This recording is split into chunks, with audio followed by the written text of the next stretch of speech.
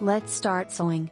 First, sew the side seams to join the back body and front body.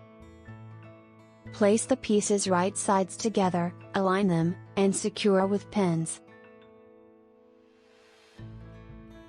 The seam allowance is 1 cm, so line it up about 1 cm from the edge, that's around 3/8 of an inch.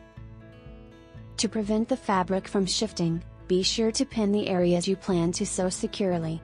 If you're unsure where the 1 cm line is, use a chalk pin to draw a 1 cm guideline, and pin along that line. Place the pins about 5 to 6 cm apart, which is roughly 2 to 2.5 inches. Alright, let's start sewing. To make it easy to sew at home, we'll be using a home sewing machine for this project. If you have a serger, also known as an overlocker, please use it to sew the sections marked with the lock symbol in the instruction booklet.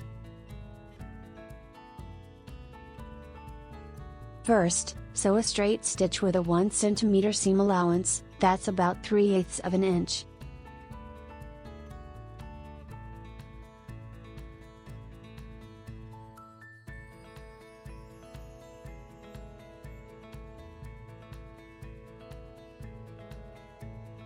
Next, sew a zigzag stitch right next to the straight stitch you just made.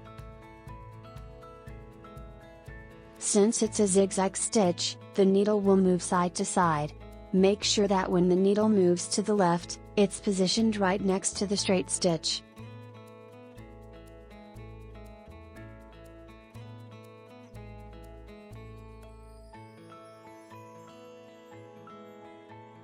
Trim off the excess seam allowance, but be careful not to cut the stitching.